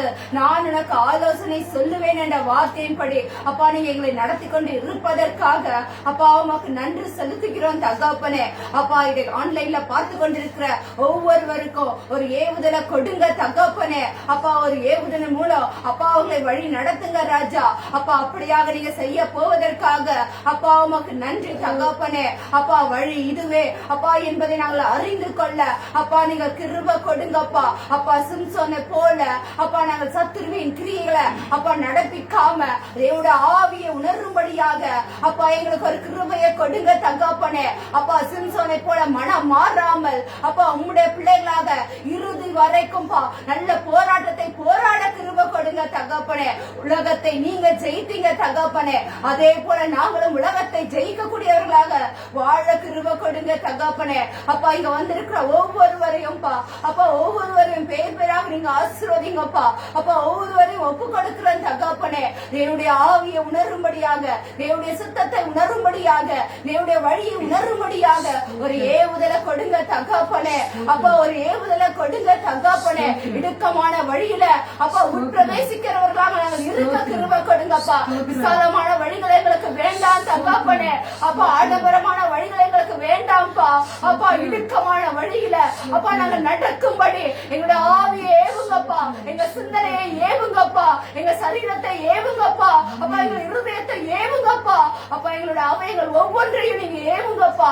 தேவனுடைய ஆவிக்கு நாங்கள் ஒப்பு கொடுக்க அப்பா எங்க ஏவியர்களும் தகப்பனே வீணான சிந்தனைகளை விட்டு விலக கிருபை கொடுங்க தகப்பனே. கிறிஸ்துவோடு இருக்கிறவரோட சிந்தனைய எங்களுக்கு கொடுங்க தகப்பனே. ஒரு கிறிஸ்துவுக்குள்ள இருந்தா அவன் புது சிருஷ்டியாய் மாறுவான் என்ற வார்த்தையின்படி உமக்குள்ள இருந்து ஒரு புதிய சிருஷ்டியாக வாழ கிருபை கொடுங்க தகப்பனே அப்பா. எப்பொழுதும் அந்த சிருஷ்டிப்புக்குள்ள அப்பா நாங்கள் இருக்க கிருபை கொடுங்கப்பா அப்பா. எங்கள் இதயங்கள் எப்பொழுதும் தேவனுக்கு ஏற்றபடியாக இருக்க கிருபை கொடுங்கப்பா. மறுபடியுமாக எங்கள் இருதயங்கள்ல சத்துருவானவன் உட்பிரவேசிக்காமல் அப்பா எங்கள் இருதயங்களை பூட்டுங்க தகப்பனே. எங்கள் இருதயங்களை பூட்டுங்கப்பா, எங்கள் சிந்தனையை பூட்டுங்கப்பா, எங்கள் சரீரத்தை பூட்டுங்கப்பா. பரிசுத்த ஆவியானவர் எங்களை நடப்பிக்க செய்யுங்க தகப்பனே. எல்லா சத்துருவின் கிரியைகளும் இயேசுவின் நாமத்தில் நாங்கள் எடுத்து போடுங்க தகப்பனே. அப்படிப்பட்ட ஒரு ஏவுதலை அப்பா எங்களுக்கு கொடுக்க போவதற்காக உமக்கு நன்றிப்பா அப்பா. இந்த இடத்துல வந்ததற்கு ஒரு பொழுதும் தகப்பனே போக கூடாது தகப்பனே அப்பா. எங்க வாழ்க்கையில ஒரு கிரியை நடப்பிக்க கிருபை கொடுங்கப்பா, ஒரு ஏவுதலை நடப்பிக்க கிருபை கொடுங்கப்பா அப்பா. வந்திருக்க ஒவ்வொருவரையும் நீங்க ஆசீர்வாதிங்க தகப்பனே அப்பா இந்த சத்தியத்தை பேசின மகளோடு உங்க கிருபை சூழ்ந்து கொள்ளும்பா. அப்பா அப்பா ஒவ்வொருவருக்கும் ஒரு ஏவுதலின் மகளாக வாழ கிருபை கொடுங்கப்பா. அப்பா இன்னும் அநேக வெளிப்பாடுகளை கொடுங்க தகப்பனே. அப்பா அநேகளுக்கு நல்ல ஒரு சாட்சியுள்ள மகளாக வாழ கிருபை கொடுங்கப்பா. கொடுக்கப்பட்ட ஊழியத்துல உத்தமத்தோடு செயல்பட கிருபை கொடுங்கப்பா. அப்பா அனைவருடைய விசாரிக்கிறவர்களாக இருக்க கிருபை கொடுங்கப்பா. அப்படியாக நீங்க இருக்க போவதற்காக உமக்கு நன்றி செலுத்துகிறோம் தகப்பனே. எல்லாவற்றையும் ஆண்டவராக இயேசு கிறிஸ்து வழியாக பார்த்து கெஞ்சி மன்றாடுகிறோம் நல்ல பிதாவே. ஆமென் ஆமென் ஆமென். நாம் மார்ச் 6ஆம் 7ஆம் தேதிக்காக நாம் ஜெபிக்க போகிறோம். இருவர் கூடியிருப்பது நலம், நேரம் இல்லாதபடியினாலே நாம் சீக்கிரமாய் ஜெபிக்கும்படியாய் இந்த குறிப்புக்காய் இருவர் கூடியிருப்பது நலம் என்ற அந்த வார்த்தையினால் அந்த நாளில் நடக்க போகிற தடைகளை மாத்திரம் உடைத்து எரியும்படியாய் இந்த குறிப்புக்கு மட்டும் நீங்க ஜெபிங்க. தடைகளை என் தேவன் உடைக்கும்படியாய் அந்த நாளில இந்த குறிப்புக்காய் சகோதரி பப்ரிதா அவர்கள் ஜெபிப்பார்கள். தடைகளை உடைக்கும்படியாய், வேற எந்த காரியமும் அல்ல. நேரம் இல்லாதபடியினால மார்ச் 20 கூடி இருப்பது நலம். அந்த நாள் ஏற்படுகிற எல்லா தடைகளையும் என் தேவன் உடை தெரியும்படியாய் நம்ம எல்லாரும் ஸ்தோத்திரம் சொல்வோம். ஜெபிக்கும் போது மற்றவர்கள் யாரும் அமைதியா இருக்க வேண்டாம். எங்கு ஸ்தோத்திரம் செய்கிறோமோ அந்த இடத்துல கிருபை பெருகும் என்று எழுதியிருக்கிறபடி ஆமென். ஸ்தோத்திரிக்கிறோம். ஸ்தோத்திரம்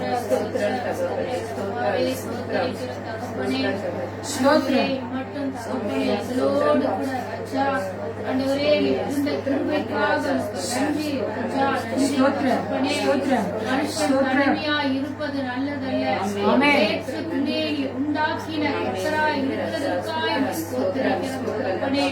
ஆண்டவரே நடந்த 6ஆம் 7ஆம் தேதியில கர்த்தருடைய அனுக்கிரகம் ஆண்டவரே ஒவ்வொரு குடும்பத்திலும் தங்கி இருக்கும்படிக்காய் நாங்கள் ஸ்தோத்திரிக்கிறோம் ஆண்டவரே. அப்பா அதற்காய் நாங்கள் ஜெபிக்கும் பொழுது ஆண்டவரே எல்லா தடைகளையும் தேவன் நிர்மூலமாக்கும்படிக்காய் ஜெபிக்கிறோம் ஆண்டவரே.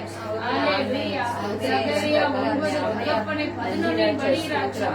ஆண்டவரே தண்ணீர் இல்லாத அடைபட்டு ராஜா உன்னுடைய மீட்கும்படியா ஆமென் ஆமென் ஆமென் ஆமென் ஆமென் ஆண்டவரே விடுதலை ஆக்குவேன் ஆமென். வார்த்தையின் படியாய் நாங்கள் ஜெபிக்கிறோம் ஆமென். எல்லா தடைகளையும் கேட்கும்படி ஆமென். ஹல்லேலூயா. ஆண்டவரே நாளிலே ஸ்தோத்திரிக்கிறோம் ஆமென் ராஜா. ஹல்லேலூயா. ஜெய கிறிஸ்துவாய் தகப்பனே ஆண்டவரே இந்த மீட்டிங்ல முன்னாடி இருந்து நடத்தும்படிக்காய் நாங்கள் ஜெபிக்கிறோம் ஆண்டவரே. ஆண்டவரே நீ ஏவி ஆமென் குடும்பத்தை ஆமென் ஆமென் ஆமென் ஆமென் ஆமென் இதயத்தை ஏவ மற்றவர்களை ஆமென் தேவன் நீர் ஆண்டவரே கைகளை பிடித்து நீர் இழுத்துக் கொண்டு சேர்த்து ஆமென் ராஜா. ஆமென் ராஜா. ஆமென் ராஜா. ஹல்லேலூயா. நாங்கள் ஸ்தோத்திரிக்கிறோம் தகப்பனே. ஆண்டவரே எல்லா தடைகளையும் உடைங்க ராஜா. ஆண்டவரே அந்த 2 நாளுக்குரிய ஆண்டவரே கிருபைகளை பெரும்படிக்காய் நாங்கள் ஸ்தோத்திரிக்கிறோம்.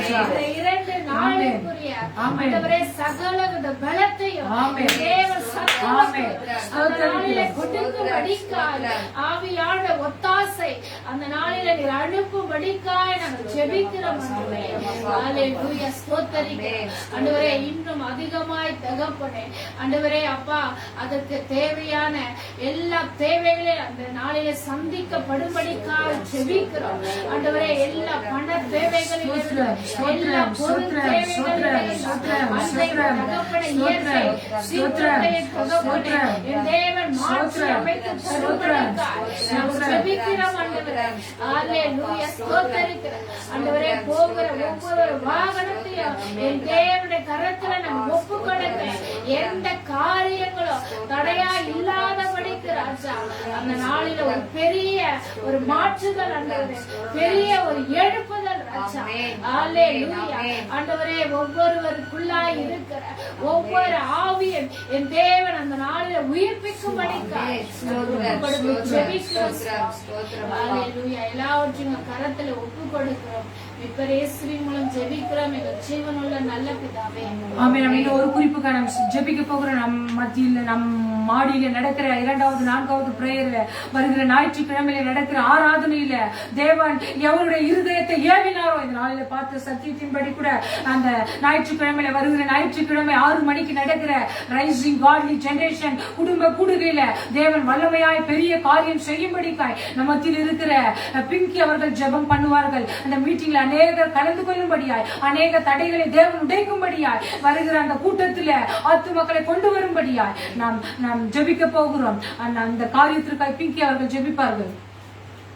ஸ்தோத்தரிக்கிறோம் ஸ்தோத்தரிக்கிறோம் ஸ்தோத்தரிக்கிறோம் அப்பா. நேற்றும் இன்றும் என்றும் மாறாத தேவனுக்கு கோடான கோடி ஸ்தோத்திரம் ஸ்தோத்திரம் ஸ்தோத்திரம் அப்பா. ஸ்தோத்தரிக்கிறோம் அப்பா. ஸ்தோத்திரம் அப்பா. இன்ற நாள் ஆண்டவரே அப்பா இந்த சத்தியத்தை கேட்க உதவி செய்தே நன்றி ராஜா. அப்பா ஸ்தோத்திரம் ஸ்தோத்தரிக்கிறோம் ஆண்டவரே அப்பா. அப்பா நீங்க கொடுத்த குறிப்பிற்காய் நன்றி ராஜா. அப்பா ஸ்தோத்தரிக்க அப்பா இந்த இடத்துல அப்பா 2வது 4வது அப்பா ஞாயிற்றுக்கிழமை நடக்கிற அந்த குடும்ப ஆசீர்வாத கூட்டத்தை கையில ஒப்படைக்க ஆண்டவரே அப்பா. அப்பா நீர் சாதாரண காரியத்துக்காய் உருவாக்கப்பட்டது அல்ல ஆண்டவரே அப்பா. இந்த ரேசிங் காலி ஜெனரேஷன் அப்பா இந்த மினிஸ்ட்ரி அப்பா நீ பெரிதாய் மாற்றப் போவதற்காய் நன்றி ராஜா. அப்பா இங்க வரப்போகிற ஒவ்வொரு குடும்பத்தாரையும் கைகளை ஒப்படைக்கிற ஆண்டவரே அப்பா. கணவன் மனைவி மாறினாலும் பிள்ளைகளும் கைகளை ஒப்படைக்கிற ஆண்டவரே அப்பா. நடத்துகிற அப்பா ராஜ்குமார் சித்தப்பான் சரி ரம்யாத்தையும் கைகளை ஒப்படைக்கிற ஆண்டவரே அப்பா. இங்க வரப்போகிற அப்பா மெசேஜையும் கைகளை ஒப்படைக்கிற ஆண்டவரே அப்பா. நீ ஒரு மாறுதலை ஏற்படுத்த போற அதற்காக நன்றி ராஜா. அப்பா வரப்போகிற ஒவ்வொரு குடும்பத்தாரும் வெறுமையாய் போகாதபடி அப்பா நீங்க அனுப்பின வார்த்தை அப்பா வெறுமையோட திரும்பாதபடி அப்பா. அப்பா இங்க ஒரு அற்புதத்தை செஞ்சுட்டு அந்த வார்த்தை உங்ககிட்ட வரணும் ஆண்டவரே அப்பா. அந்த அற்புதத்தை நடத்துங்க அப்பா. அப்பா நீங்க இந்த 2வது 4வது ஞாயிற்றுக்கிழமை நடக்க போற ஒவ்வொரு காரியத்தையும் கைகளை ஒப்படைக்கிற பொருள் தேவையா இருந்தாலும் சரி அப்பா. அப்ப அங்க இருக்க ஒவ்வொரு சிஸ்டமையும் கைகள் ஒப்படைக்கிற சூழ்நிலையும் கைகள் ஒப்படைக்கிற ஆண்டவரே அப்பா. இந்த இயற்கை சூழ்நிலை அப்பா எங்களுக்கு ஏற்ற மாதிரி மாற்றி தாங்க ஆண்டவரே அப்பா. நீங்க பார்த்துக்கொள்ள வழிநடத்துங்க இயேசுவின் பிதாவே. ஆமென் ஆமென் ஆமென். நம்ம எல்லாரும் இணைந்து நாம் ஜெபிக்க போகிறோம். கடைசி ஜெபத்தை நாம் ஏறெடுக்க போகிறோம். என் ஆத்துமாவே கர்த்தரை ஸ்தோத்திரி, என் முழு உள்ளமே பரிசுத்த நாமத்தை ஸ்தோத்திரி. என் ஆத்துமாவே கர்த்தரை ஸ்தோத்திரி, கர்த்தர் செய்த சகல உபகாரங்களையும் மறவாதே. ஆமென்.